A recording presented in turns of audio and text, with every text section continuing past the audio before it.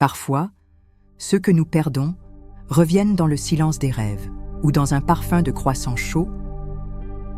Et si ceux qui sont partis parvenaient encore à nous montrer des chemins que nous n'avions jamais imaginés, peut-être avec le parfum d'un bon pain ou le son d'une vieille chanson de Piaf? Mon nom est Léa Dubois, j'ai 40 ans, je suis fleuriste et je vis à Annecy, en Haute-Savoie. Pendant la majeure partie de ma vie, j'ai été ce que les gens appellent terre à terre. Je n'ai jamais cru à ces histoires de rêves prémonitoires, de signes spirituels, de visites d'outre-tombe. D'ailleurs, avouons-le, qui a le temps pour ça quand on passe toute la journée debout à arranger des bouquets et à écouter les histoires des autres? Mais ce qui m'est arrivé a complètement changé tout ce en quoi je croyais. Et pas seulement moi. Mes amis, mes clientes, même mon frère, qui est prêtre, sont restés silencieux quand je l'ai raconté. Parce que ce que j'ai vécu défie toute explication que nous connaissons. Et si vous avez déjà perdu quelqu'un que vous aimiez, beaucoup, peut-être comprendrez-vous de quoi je parle. Cette histoire a commencé un mardi ordinaire. Je me suis levée tôt, j'ai fait mon café, j'ai ouvert ma boutique de fleurs, comme n'importe quel autre jour. Mais cette nuit-là, j'avais fait un rêve différent. Un endroit que je n'avais jamais vu de ma vie. Un pont de pierre ancienne au-dessus d'un lac cristallin. Et lui, mon mari, qui était parti il y a exactement 3 mois, était là. Et il me regardait, comme s'il savait tout, comme s'il attendait que je l'entende enfin. Et c'est là que l'incroyable commence. Cette histoire changera complètement votre vision de ce qui se passe après le départ de quelqu'un. Et non, ce n'est pas juste un autre rêve avec un défunt. C'est plus que ça. C'est comme si ce qu'il a commencé à me montrer dans mes rêves était réel. Comme s'il me guidait vers des endroits que je ne connaissais pas moi-même. Mais après, je découvrais qu'ils existaient. Je sais, ça peut sembler tiré d'un film. Mais ce qui s'est passé après a été encore plus incroyable. Mon nom est Léa Marie Dubois. Je suis née et j'ai grandi à Annecy, une ville nichée au cœur des Alpes, où les canaux serpentent entre les vieilles pierres et les montagnes se reflètent dans le lac. Je suis la fille de Madame Françoise, couturière à la retraite, et de Jean, qui a été maçon toute sa vie. J'ai grandi avec 2 autres frères et sœurs, Thomas, l'aîné toujours protecteur, et Chloé, la petite, dernière pleine de rêves. Dès mon enfance, j'ai grandi en écoutant la radio dans la cuisine pendant que ma mère cousait des robes de mariée. Et le parfum du gratin dauphinois était la bande sonore de mes week-ends. Notre maison avait une cour avec un sol en pavé, avec un cerisier au fond et un hamac tendu entre 2 poteaux de fer. La vie était simple, mais elle avait une chaleur de foyer qui ne m'a jamais quittée. J'ai grandi en voyant ma mère transformer des tissus en vêtements et mon père revenir couvert de poussière et de ciment, mais avec un sourire que seuls ceux qui aiment ce qu'ils font portent avec eux. J'ai appris d'eux que le travail est sacré, que la dignité vient des mains calleuses, et c'est ce que j'ai apporté dans ma vie. J'ai obtenu mon diplôme de fleuriste à 19 ans, avec un cours payé grâce à l'aide de ma tante Isabelle. Et depuis, je n'ai plus jamais quitté les fleurs, les ciseaux et les vases. Ma boutique de fleurs est simple. Elle se trouve au rez-de-chaussée de ma maison, avec 2 comptoirs, une grande vitrine et cette musique classique relaxante qui joue plus doucement que le bruit des ventilateurs. Elle a le parfum des roses et du café fraîchement moulu. Je me lève à 6 heures, je prépare le café, j'organise les rendez-vous de la journée, je nettoie la boutique, je passe un coup de chiffon sur les étagères et quand j'ouvre la porte, voici Madame Martin qui arrive avec son agenda bien rempli et sa langue bien pendue. Mes clientes sont comme ma famille. Elles connaissent ma vie et je connais la leur. Chaque bouquet que j'arrange, chaque plante que je vends est chargée d'histoire. Mais s'il y a une histoire que personne n'attendait, c'était la mienne avec Antoine. J'ai rencontré Antoine à 25 ans. Il travaillait comme ébéniste pour la mairie. Vous savez, ces hommes qui arrivent doucement, sans trop de discours, mais dont vous sentez que c'est là que le cœur veut s'arrêter? Il avait ça, une manière, calme, un regard stable et un rire qui ressemblait à une brise, léger, mais qui remuait tout à l'intérieur. Nous sommes tombés amoureux lentement, avec des regards dans les yeux, des cafés en terrasse, des discussions au comptoir. Il passait devant la boutique tous les jours après le travail. Au début, il saluait seulement, puis il a commencé à s'arrêter pour échanger quelques mots. Et c'est ainsi, petit à petit, que mon cœur s'est rendu. Nous nous sommes mariés 2 ans plus tard, lors d'une cérémonie simple à la cathédrale Saint-Pierre, avec une fête dans la cour de la maison de ma mère. Ce fut mon premier et unique amour. Antoine était mon opposé. Alors que je vivais les pieds sur terre, il vivait la tête dans les nuages. Il lisait sur la spiritualité, croyait en l'énergie, parlait d'âme, de plans au-delà de celui-ci. Et je riais. Je disais « Antoine, laisse tomber. Personne ne revient pour raconter quoi que ce soit. » Et il souriait seulement, comme quelqu'un qui sait quelque chose qu'il n'a pas besoin de prouver. Il laissait des petits mots partout dans la maison, des phrases écrites de sa belle écriture. Ce qui est invisible est plus vrai. Si tu fermes les yeux, tu verras mieux. Je les gardais tous dans une boîte à chaussures, parfois par affection, parfois pour me moquer.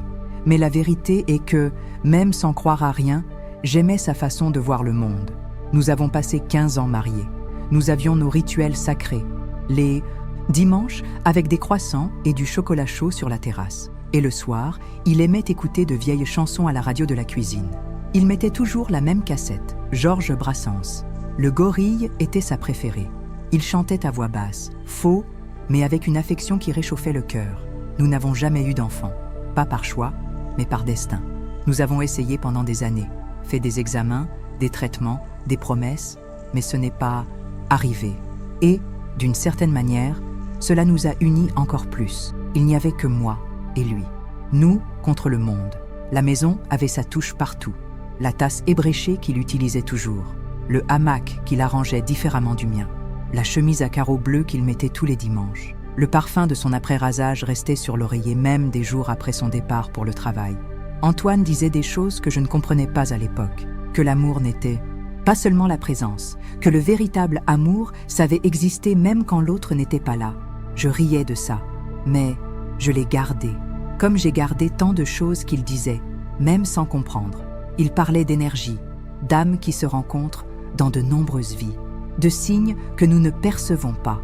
Et moi, je trouvais ça beau, mais je n'y croyais pas.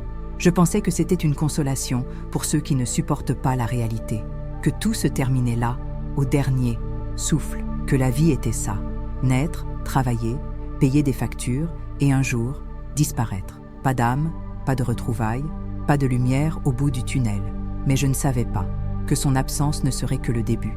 Parce que quand il est parti, et quand les rêves ont commencé, j'ai compris que peut-être il avait toujours eu raison. La dernière fois que j'ai vu Antoine sourire, c'était un mercredi soir. Il était rentré plus tôt du travail, ce qui était rare, et il avait apporté des macarons de la pâtisserie. Il s'est assis sur la terrasse, a regardé le ciel qui était limpide, plein d'étoiles, et a dit « Tu vois cette étoile-là, la plus brillante? Quand je ne serai plus là, regarde-la. » J'ai ri. « Quelle bêtise, mon amour. Tu te sens mal, par hasard ?» Il m'a regardé avec ses yeux calmes que je connaissais et il a soupiré. « Non, c'est juste. Une envie de laisser un souvenir. » Nous avons dîné une quiche lorraine avec une salade. Il a pris sa tisane à la camomille, comme il le faisait chaque soir pour mieux dormir. Et il est allé se coucher avant moi. Je suis restée un peu à ranger le linge étendu. Le ciel était limpide et le vent apportait un parfum de terre mouillée, même sans qu'il ait plu.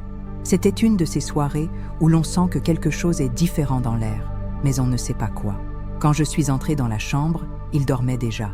Lumière de la lampe de chevet allumée, chemise à carreaux bleus, celle qu'il mettait toujours le dimanche. Le visage serein, respiration tranquille. Je me suis allongée à côté, j'ai posé mon pied contre le sien. Il était chaud, comme toujours. Antoine avait une chaleur dans le corps qui n'appartenait qu'à lui, comme s'il portait un petit soleil à l'intérieur. Cette nuit-là, vers 3 heures, je me suis réveillée avec un son différent, un râle, un souffle étrange. Ce n'était pas un ronflement, ce n'était pas une toux. C'était comme si l'air s'était bloqué dans sa gorge. J'ai allumé la lumière. « Antoine ?» J'ai appelé, mais il n'a pas répondu. Son visage était serein, plus serein que jamais, les yeux fermés, mais sa poitrine, immobile. Mon corps s'est glacé, mon cœur s'est emballé. J'ai crié « Antoine !» Je l'ai secoué avec force. Sa peau était encore tiède, mais il n'y avait aucune réponse, aucune. J'ai couru au téléphone, mes mains tremblaient tellement que je pouvais à peine composer le numéro. J'ai appelé Thomas. J'ai appelé le 15. J'ai appelé le monde entier. Mais tout semblait lent, comme si le temps avait glissé entre mes doigts. Quand les ambulanciers sont arrivés, il était déjà trop tard. Le médecin a été gentil. Il a parlé doucement. Il a évité les mots durs. Il a dit que son cœur s'était arrêté subitement. Il a utilisé des termes techniques que je ne me souviens même pas bien, mais je n'entendais qu'un bourdonnement. Lui, il était parti, là, dans notre lit. à côté de moi, sans prévenir, sans dire au revoir, sans un dernier « je t'aime ». L'horloge du salon marquait 3h12 du matin. Je me souviens du parfum de la camomille encore dans l'air, de la lampe de chevet qui émettait cette lumière jaunâtre, le bruit du ventilateur qui tournait doucement, comme s'il était lui aussi en deuil. Le lendemain, tout semblait faux. Le soleil s'est levé, oui, mais pour moi, c'était comme si le monde avait oublié de me prévenir qu'il continuait à tourner. La boutique est restée, fermée pendant une semaine entière.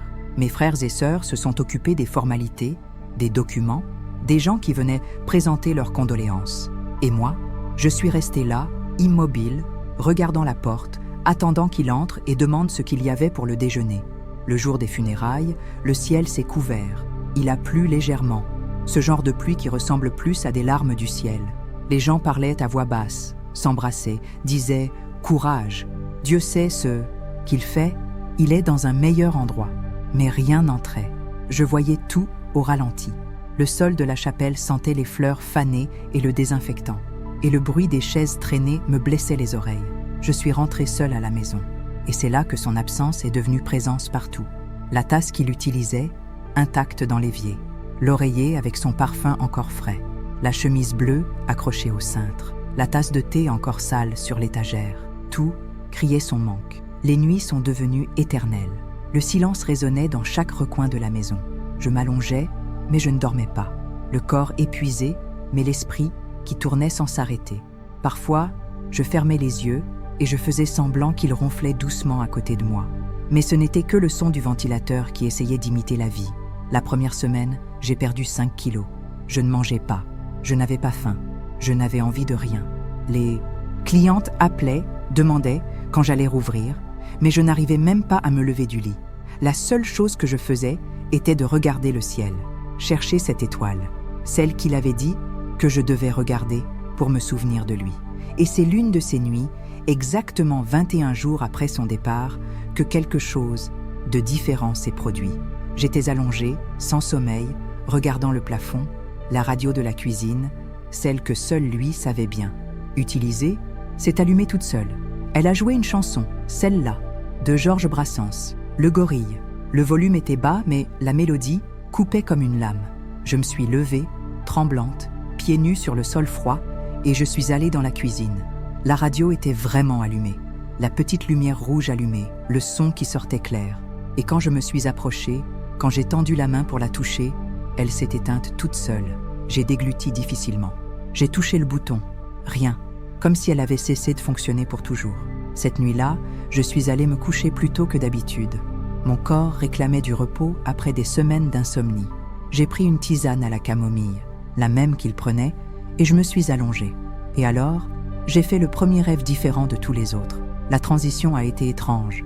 Je sentais que j'étais encore éveillée, mais en même temps, je ne l'étais pas. Comme si j'étais immergée dans un lac tiède où tous les sons venaient de loin. La sensation a été comme tomber lentement dans un puits de coton. Je sentais encore le monde, mais distant. Un bourdonnement a commencé à grandir, non dans mes oreilles, mais à l'intérieur de ma tête. Et avec lui, une lumière dorée a commencé à se former derrière mes paupières closes. Soudain, j'ai ouvert les yeux, mais je n'étais pas dans ma chambre. J'étais debout, dans un endroit qui ressemblait à ma maison, mais différent.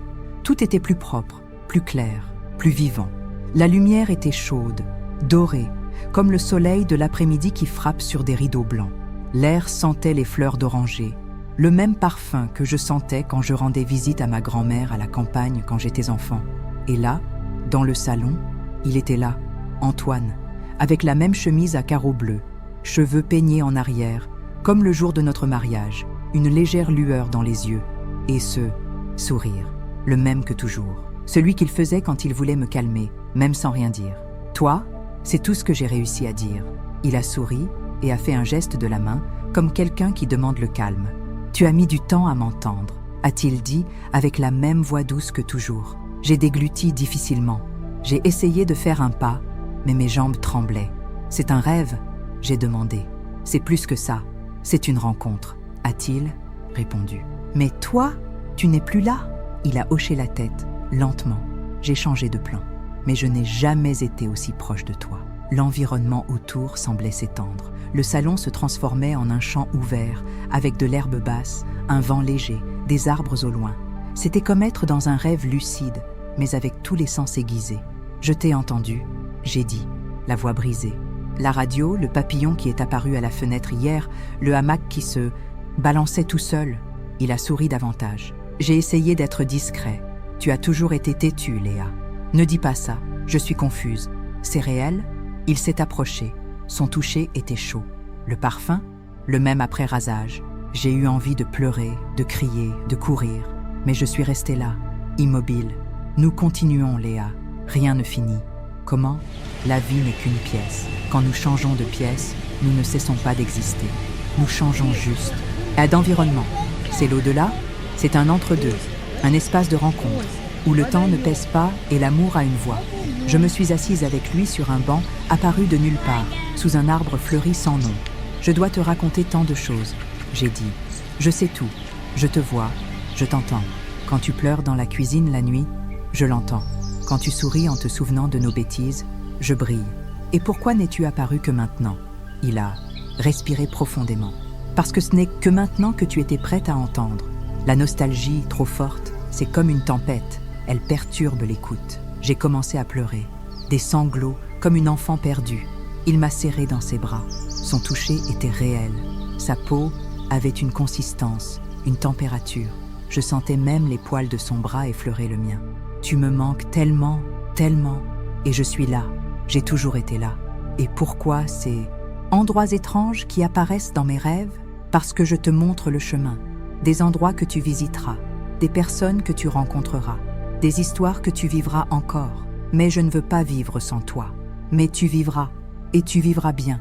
Parce que maintenant tu sais que je ne suis pas partie. J'ai juste changé d'adresse. Il a pris ma main. Les lignes de sa paume étaient exactement comme je m'en souvenais. Tu trouveras un jardin avec des fleurs que tu n'as jamais vues. Tu sentiras un parfum et tu sauras que c'est moi. Tu entendras des musiques qui te feront te souvenir de moi avec joie, pas avec tristesse. Tu rencontreras des personnes qui diront des choses que je disais. C'est réel, plus réel que tu ne le penses. Et un jour, nous nous reverrons. Il a souri, comme seul lui savait sourire, avec les yeux. Nous ne nous sommes jamais séparés, Léa. Nous sommes restés silencieux pendant un temps que je ne peux mesurer. Le vent agitait les feuilles de l'arbre. La lumière dorée éclairait son visage comme si le soleil était à l'intérieur de sa peau. « C'est l'heure », a-t-il dit, se levant lentement. « Non, reste encore. Chaque fois que tu auras besoin, appelle-moi. »« Mais comment ?» Ferme les yeux. Écoute ton cœur. Respire profondément et je serai là. Il s'est levé, a fait 3 pas, s'est tourné de côté et, d'un léger geste, a salué. « Je t'aime, Léa, pour toujours et un jour de plus. Moi aussi, je t'aime, Antoine. Pour toujours. » Je me suis réveillée, le visage baigné de larmes. Mais pour la première fois depuis des semaines, ce n'étaient pas des larmes de désespoir. L'horloge marquait 3h12 du matin, la même heure que quand il était parti. La radio était éteinte, mais dans l'air, le parfum incomparable de fleurs d'oranger. Après cette nuit, tout a changé. Les premiers jours, j'ai essayé de me convaincre que ce n'était qu'un beau rêve, une façon pour mon esprit de me protéger, de la douleur. Mais les signes ne se sont pas arrêtés. Ils ont juste commencé d'une manière qui m'a fait remettre en question tout ce que je pensais savoir sur la vie. Le 3e jour après le premier rêve, je suis entrée dans la cuisine pour faire mon café comme je le faisais toujours. Et la cassette avec la chanson préférée d'Antoine, celle de Georges Brassens, était sur l'étagère, hors de son étui. Je jure sur tout ce qui est sacré. Je ne l'avais pas touchée. Elle était rangée dans un tiroir du salon depuis des mois, avec d'autres de ses affaires que je n'avais pas le courage de toucher. Quand je l'ai mise dans le magnétophone, elle a joué exactement le passage de la chanson qu'il chantait le plus, « Auprès de mon arbre, je vivais heureux ».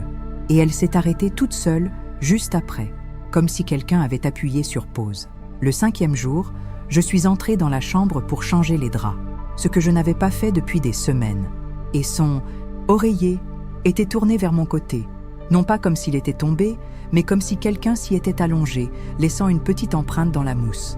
Le parfum de l'après-rasage était plus fort que jamais. Il semblait frais, comme s'il venait d'être mis. Le 7e jour, la radio de la cuisine s'est allumée de nouveau, mais cette fois avec la station désaccordée. Un léger grésillement, mais constant. comme si quelqu'un essayait de syntoniser quelque chose, de très loin. Je suis restée silencieuse, à écouter. Et soudain, une voix douce, semblable à celle d'Antoine, mais distante, a murmuré quelque chose que je n'ai pas réussi à bien comprendre. Mais le son m'a donné une paix que je n'avais pas ressentie depuis longtemps. La deuxième semaine, je suis allée au marché acheter des légumes. La première fois que je sortais de la maison seule depuis les funérailles.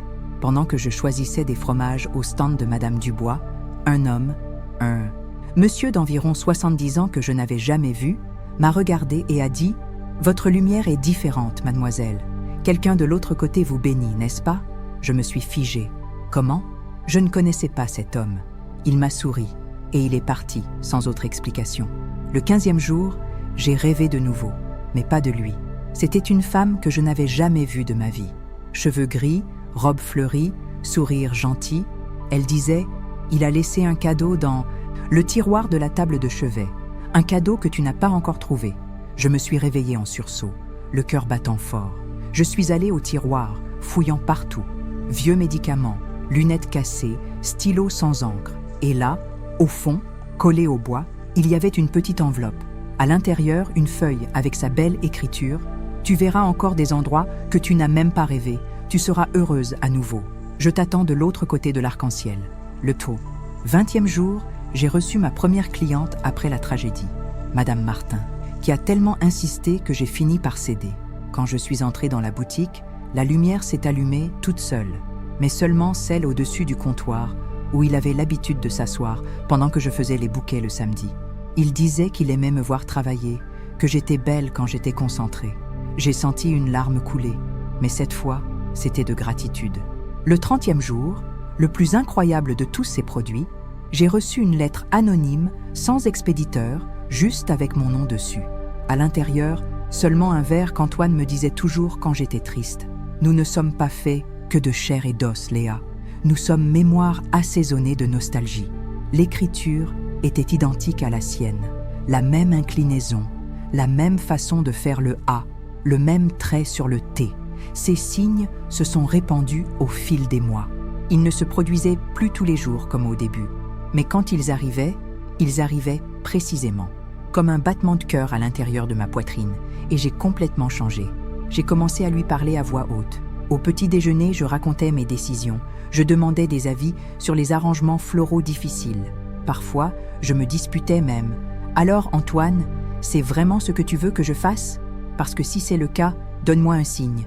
Plus clair. » Et il le donnait. Il le donnait toujours. J'ai commencé à écrire mes rêves dans un carnet que j'ai acheté spécialement. Un carnet bleu, sa couleur préférée, avec une couverture rigide. C'est devenu un journal de rencontres. Sur chaque page, un message, un indice, une sensation. Aujourd'hui, 6 mois après, le carnet est presque plein. J'ai commencé à allumer une bougie blanche chaque dimanche soir. Pas pour une religion spécifique, je n'ai jamais été très pratiquante, mais pour la connexion. C'était mon moment sacré avec lui. Je m'asseyais sur la terrasse, avec sa chemise bleue sur mes genoux, et je restais là, écoutant le vent, sentant le parfum de la lavande que j'avais plantée, attendant. Et ils arrivaient. Les signes arrivaient toujours. Dans la boutique, les clientes ont commencé à remarquer que j'étais différente. « Tu es plus, je ne sais pas, lumineuse », disait Madame Dupont. « Il y a une énergie différente ici », disait Madame Lefebvre. Et je souriais, parce qu'au fond, je l'étais vraiment. J'ai commencé à prendre plus soin de moi. J'ai changé les rideaux jaunis par d'autres blancs qui laissaient entrer plus de lumière. J'ai peint le mur de la chambre d'un bleu clair, couleur qu'il avait toujours dit qu'elle me convenait bien. J'ai planté de la lavande dans la cour, la fleur qui était apparue dans l'un de mes plus beaux rêves avec lui. J'ai adopté un chaton abandonné qui est apparu à la porte un matin pluvieux. Un petit chaton roux, maigre, effrayé. Je l'ai appelé Étoile. Antoine parlait toujours d'étoiles. Et ce petit avait des yeux qui brillaient comme les siens quand il souriait.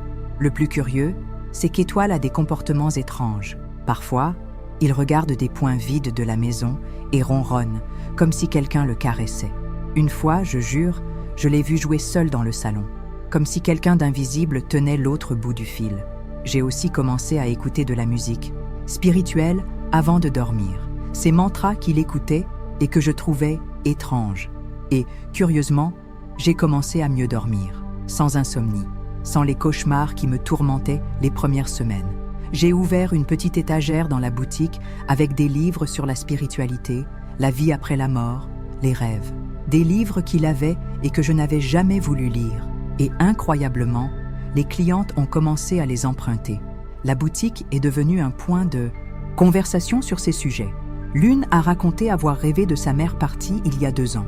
Une autre a parlé d'un papillon jaune qui apparaît toujours à l'anniversaire de la mort de son père.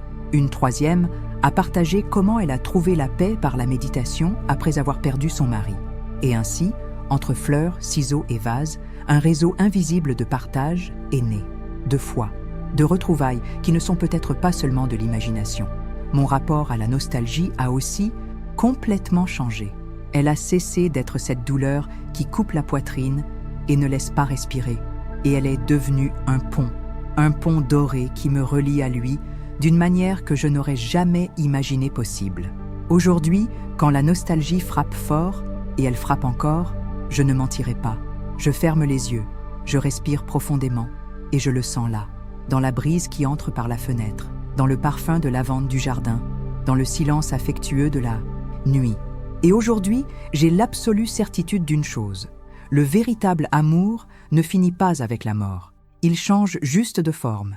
Il cesse d'être un toucher physique et devient une présence subtile. Il cesse d'être une conversation et devient une intuition. Il cesse d'être un regard et devient une énergie.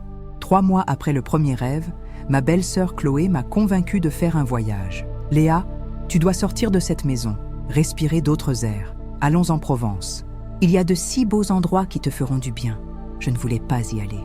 L'idée de sortir, de m'éloigner des endroits où je sentais sa présence, m'angoissait. Mais elle a tellement insisté, et mon frère aussi, que j'ai fini par accepter. Seulement 3 jours, j'ai dit. Si je n'aime pas, on rentre. Le 2e jour du voyage, nous roulions sur une route de campagne, entre des collines et des vallées qui ressemblaient plus à des peintures, quand soudain j'ai vu le pont. Le pont de pierre ancienne, exactement comme dans mon rêve 3 mois auparavant. Au-dessus d'un lac qui reflétait le ciel comme un miroir parfait. Mon cœur s'est emballé. Mes mains ont commencé à trembler. « Arrête la voiture !» J'ai demandé à Chloé, la voix plus forte que je ne le voulais. « Pourquoi ? Tu te sens mal ?» a-t-elle demandé, inquiète. « Moi, j'ai déjà vu cet endroit. »« Comment ? Tu n'es jamais venu ici. » ?»« Je sais, mais je l'ai déjà vu, en rêve. » Je suis descendue de la voiture, les jambes tremblantes, comme si je marchais sur un sol sacré. J'ai marché lentement vers le pont, chaque pas une confirmation de l'incroyable. J'ai touché la balustrade de pierre ancienne. Elle était chaude du soleil de l'après-midi. Le vent apportait un parfum d'eau propre et de fleurs sauvages que je ne savais pas nommer. C'était réel, exactement comme Antoine me l'avait montré dans le monde des rêves. Chaque détail, la forme du pont en arc doux, les pierres du pavé, irréguliers. Même l'arbre sur le côté gauche, avec des branches qui touchaient presque l'eau. Je me suis assise au même endroit où nous avions été ensemble dans le rêve. Les pierres étaient encore chaudes de la chaleur du jour. J'ai fermé les yeux et j'ai ressenti une paix que je n'avais pas ressentie depuis des mois. Comme si j'étais enfin arrivée dans un endroit où j'appartenais. Chloé est venue s'asseoir à côté de moi. Quel bel endroit, n'est-ce pas ? J'ai découvert ce petit coin. Dans un magazine de tourisme, on dit que c'est l'un des plus beaux endroits de Provence. Je l'ai regardé, les yeux pleins de larmes. C'est vraiment beau. Mais je ne lui ai pas raconté le rêve. Je n'étais pas encore prête à partager cela avec personne. Nous sommes restés là pendant près d'1 heure. Et pendant tout ce temps, j'ai parlé avec lui en silence. Je l'ai remercié de m'avoir montré cet endroit, de m'avoir préparé à ce moment. Et surtout, d'avoir prouvé que notre connexion allait au-delà de la vie physique. Le dernier jour du voyage, nous rentrions à Annecy quand nous avons vu un panneau sur la route. Basilique de la Visitation, 17e siècle, 2 km. Chloé a suggéré « Allons jeter un coup d'œil ? Tu as toujours aimé les endroits anciens. » C'était vrai. Depuis mon enfance, j'étais fascinée par les constructions anciennes, par les histoires du passé. Nous avons suivi le petit chemin de gravier jusqu'à arriver à une construction de pierre qui semblait sortie d'un livre de contes de fées. Grande, imposante, mais avec une beauté qui touchait l'âme. Quand je suis entrée, je me suis figée. C'était exactement comme dans le 2e rêve que j'avais fait avec Antoine. Les pierres anciennes couvertes de mousse, les vitraux colorés qui créaient des reflets de lumière comme des diamants éparpillés sur le sol. Je me suis agenouillée sur le premier banc, mes jambes perdant toute leur force, et j'ai pleuré. J'ai pleuré comme je n'avais pas pleuré depuis les funérailles. Mais ce n'étaient pas des pleurs de tristesse, c'étaient des pleurs de reconnaissance, de gratitude, de connexion profonde avec quelque chose que je ne pouvais pas expliquer. Une vieille dame, qui allumait des bougies près de l'autel, s'est approchée.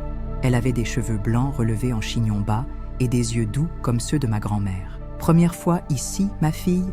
a-t-elle demandé d'une voix douce. « Oui », j'ai répondu, essuyant mes larmes du revers de la main.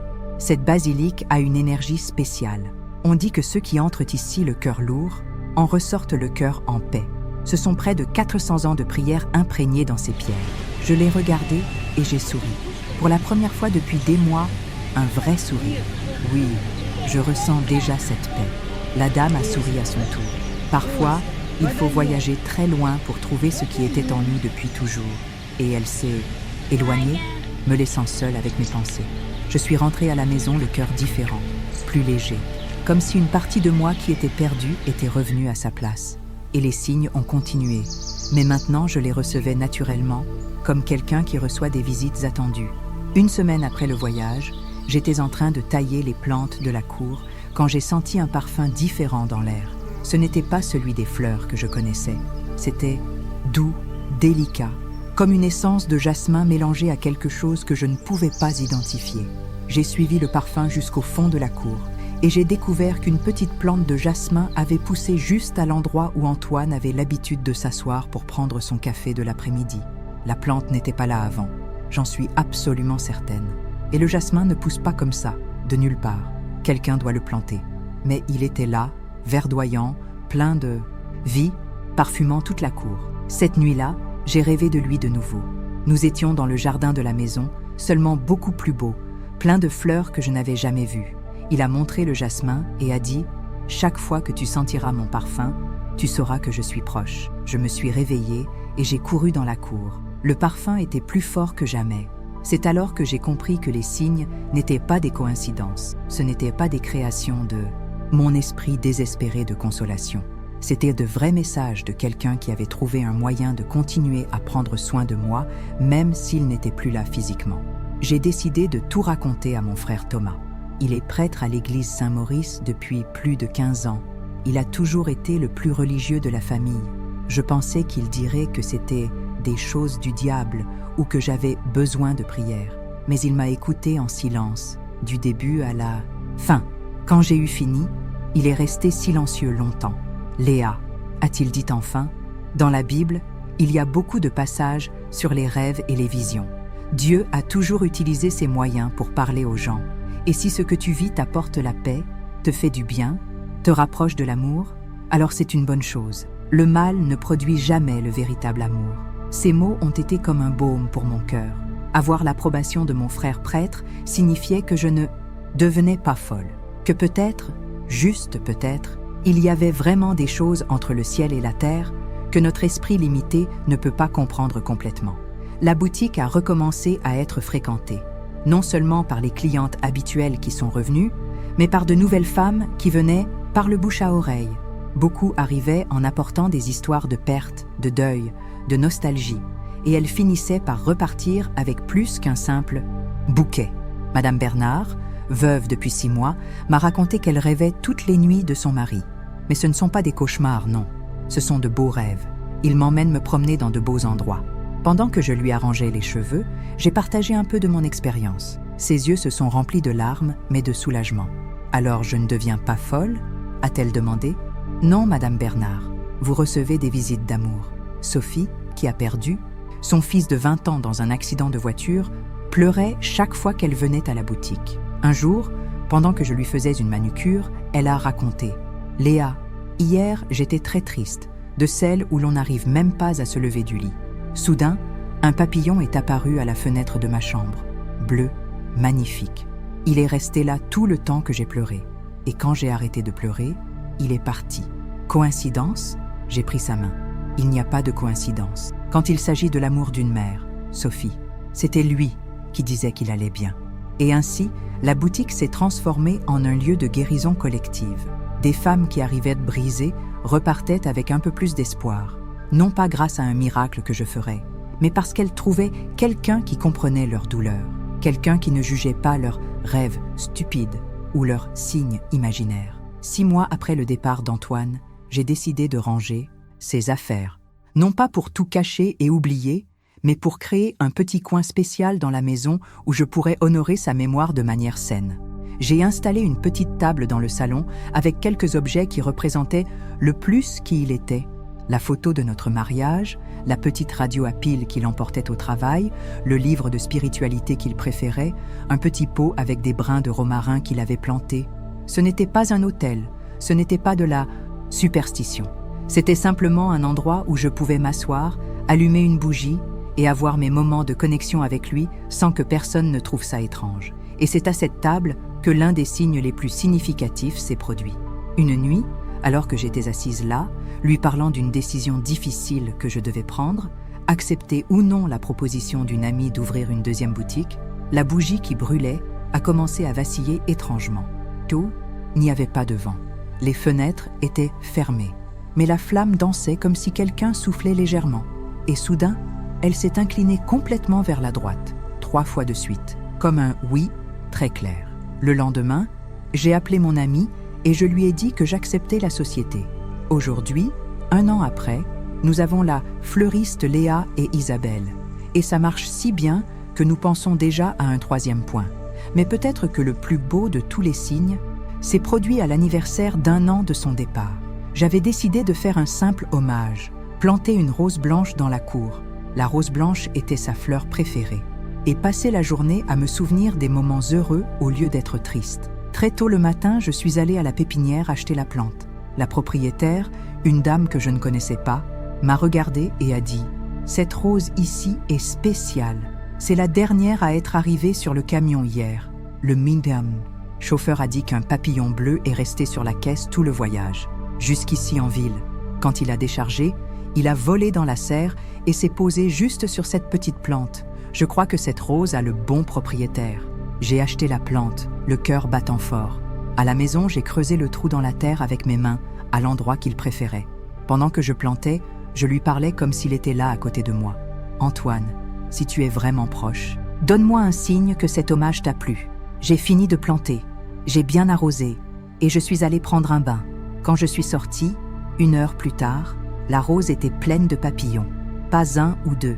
Il y avait au moins une 15aine de papillons de couleurs différentes posés sur les feuilles et les branches. Un spectacle que je n'avais jamais vu pareil. J'ai appelé la voisine pour voir si je n'imaginais pas. Madame Durand est venue en courant et est restée bouche bée. « Léa, en 40 ans que je vis ici, je n'ai jamais rien vu de tel. Quelle beauté !»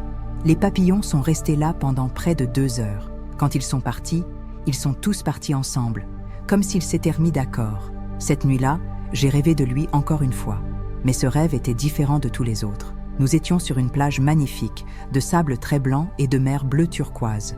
Il était plus jeune, comme le jour où nous nous sommes rencontrés. Il tenait ma main et nous marchions sur le rivage. « Léa, a-t-il dit, tu as appris à m'entendre. Tu as appris que l'amour est plus fort que l'absence. Maintenant, tu dois apprendre la dernière leçon. » « Quelle leçon ?» j'ai demandé. « Que tu peux être heureuse à nouveau. Non pas malgré mon départ, mais grâce à l'amour que nous avons vécu. Cet amour t'a donné la force pour tout, même pour aimer encore, si un jour tu le souhaites. Je ne veux aimer personne d'autre, Antoine, seulement toi. » Il a souri avec cette patience infinie qu'il a toujours eue. Pour l'instant, non, et c'est bien ainsi. Mais si un jour tu le souhaites, je serai là pour ton bonheur. Parce que celui qui aime vraiment veut voir l'autre heureux, toujours. Tu ne seras pas jaloux ? Il a ri. Un rire savoureux comme autrefois. La jalousie est une affaire d'ego, Léa. Et ici où je suis, il n'y a pas d'ego. Il n'y a que l'amour. Et l'amour veut la multiplication, pas la possession. Nous sommes restés à marcher en silence pendant un moment. Le soleil se couchait sur la mer, peignant le ciel d'orange et de rose. Ce sera notre dernière rencontre comme ça, a-t-il dit soudainement. Mon cœur s'est serré. Pourquoi ? Parce que tu n'as plus besoin de moi pour être heureuse. Tu as grandi, tu as guéri, tu as trouvé ta lumière. Mais je ne veux pas que ce soit la dernière. Ce ne sera pas la dernière. Ce sera juste différent. Au lieu des rêves, tu me sentiras dans le vent. Au lieu des mots, tu me sentiras dans la musique. Au lieu des câlins, Tu me sentiras dans la chaleur du soleil sur ta peau. Et si je suis triste, sois triste. La tristesse fait partie de l'amour.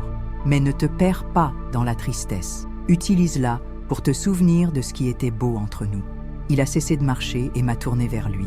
Merci Léa. Merci de quoi? De m'avoir si bien aimé, de t'être occupée de moi avec tant d'affection, d'avoir fait de notre maison un petit coin de paradis sur terre. J'ai commencé à pleurer. Je te remercie d'avoir existé dans ma vie. Nous nous reverrons, Léa. Mais pour l'instant, vis bien, souris, danse, plante des fleurs, prends soin des gens, répands l'amour partout où tu passes. Et quand ton moment viendra, dans très très longtemps, je t'attendrai de l'autre côté. Il m'a embrassé sur le front, un baiser que j'ai senti jusqu'aux os. Je t'aime pour toujours. Moi aussi, je t'aime pour toujours. Je me suis réveillée en pleurant, mais c'était un pleur différent. C'était un pleur de gratitude, d'adieu, de paix. L'horloge marquait 6h30 du matin. Je suis allée à la fenêtre et j'ai vu le soleil se lever à travers les nuages. Pour la première fois depuis plus d'1 an, l'aube m'a semblé de nouveau belle. Depuis ce rêve, j'ai encore plus changé. Non pas parce que les signes se sont arrêtés, ils continuent, juste plus subtils. Une chanson qui joue au bon moment, un parfum que je sens quand j'ai besoin d'affection. La rose qui fleurit hors saison toujours quand je suis très nostalgique, mais j'ai appris à ne pas dépendre de ces signes pour être heureuse. Ce sont des cadeaux, pas une nécessité.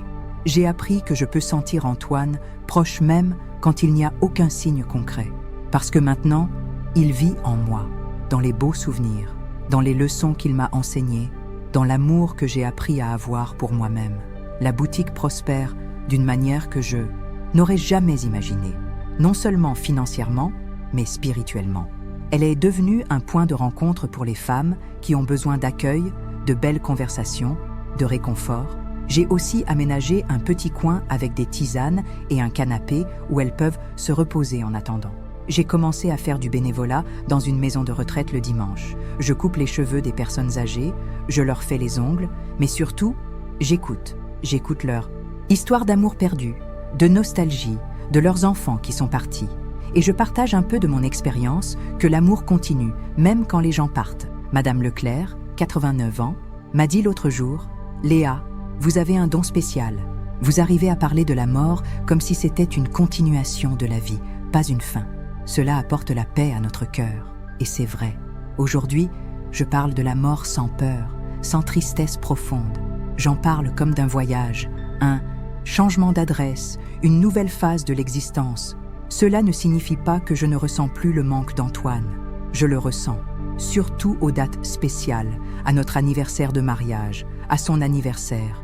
Mais c'est un manque différent. C'est comme ressentir le manque d'une ville où l'on a été très heureux. On voudrait y retourner, mais on ne tombe pas en dépression parce qu'on ne peut pas y retourner maintenant. Il y a des jours où je me réveille plus sensible, où n'importe quoi me fait penser à lui. Ces jours-là, je ne lutte pas contre la nostalgie. Je l'embrasse. Je prends sa chemise bleue, que je garde encore dans l'armoire, et je reste un peu avec elle. J'écoute les musiques qu'il aimait. Je regarde nos albums de photos, et je lui parle. « Antoine, aujourd'hui tu me manques beaucoup. Tu te souviens quand on faisait du pop-corn le samedi soir et qu'on regardait des films à la télévision? Tu te souviens comme tu te fâchais quand je mangeais tout le pop-corn sucré et que je te laissais seulement le salé? Et je ris seule en me souvenant de ces bêtises qui, à l'époque, semblaient insignifiantes, mais qui sont aujourd'hui des trésors dans mon cœur. Mon rapport avec les autres personnes qui ont perdu quelqu'un a aussi changé. Avant, je ne savais pas quoi dire. Je restais embarrassée, je disais les phrases toutes faites habituelles. Aujourd'hui, je m'approche, je regarde dans les yeux et je dis « Je sais à quel point ça fait mal, viens te défouler quand tu veux. » Et elles viennent. Mon téléphone sonne toujours avec des gens qui demandent à parler, des conseils ou juste une épaule amie. Je suis devenue une référence en ville pour les questions liées au deuil. Non pas que je sois psychologue ou thérapeute, mais je suis quelqu'un qui a traversé la vallée de l'ombre de la mort et qui en est ressorti de l'autre côté avec une espérance renouvelée. Et cela a de la valeur, cela a du poids. Le curé de l'église, Père François, m'a invité à donner un témoignage à la messe des défunts de l'année dernière. J'étais nerveuse, je n'avais jamais parlé à tant de monde. Mais je suis montée à l'autel et j'ai raconté mon histoire. J'ai parlé des rêves, des signes, de la transformation que j'ai vécue. Quand je suis descendue, Il y avait une file de personnes qui voulaient les parler.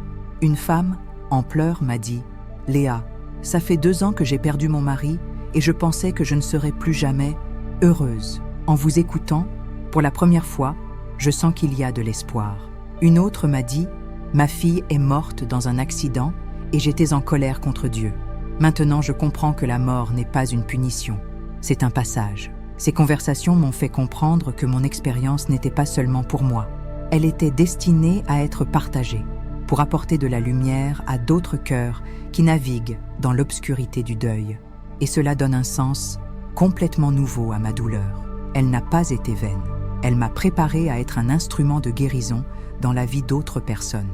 Aujourd'hui, 2 ans après le départ d'Antoine, je peux dire que j'ai trouvé une nouvelle façon de vivre. Je n'ai pas surmonté la perte. Ce mot n'a pas de sens quand on parle d'amour véritable.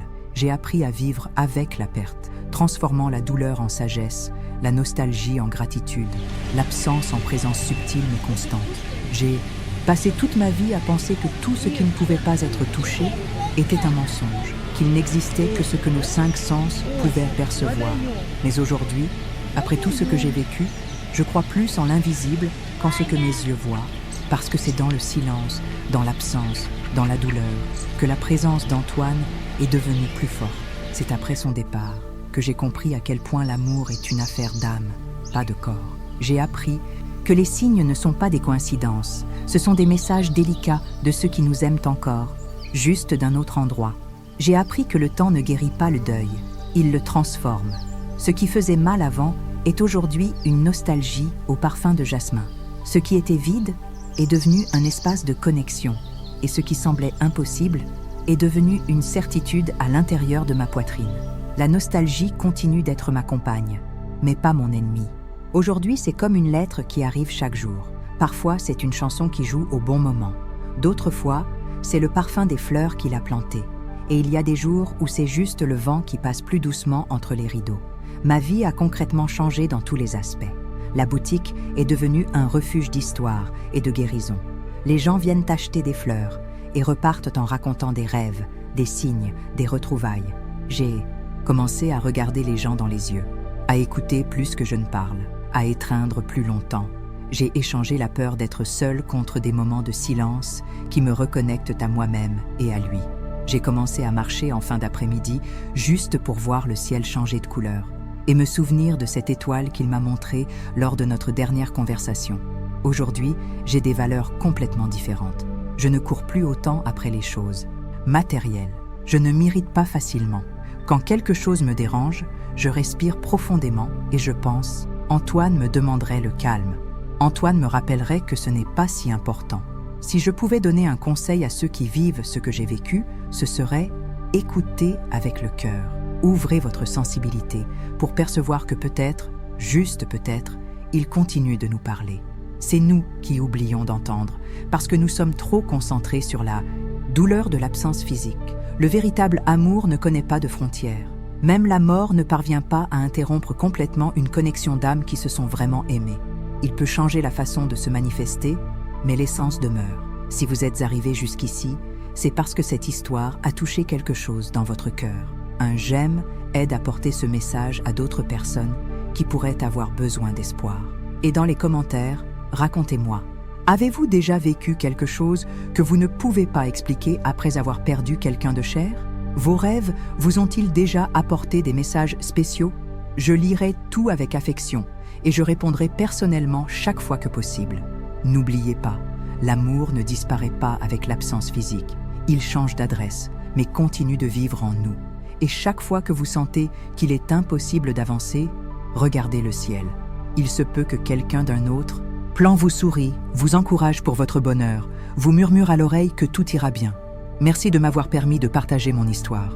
J'espère qu'elle a planté une petite graine d'espoir dans le cœur de ceux qui avaient besoin d'entendre cela. Abonnez-vous à la chaîne pour plus d'histoires qui touchent l'âme et activez la cloche pour ne manquer aucune nouvelle vidéo. Une étreinte avec un cœur plein de gratitude, Léa Dubois.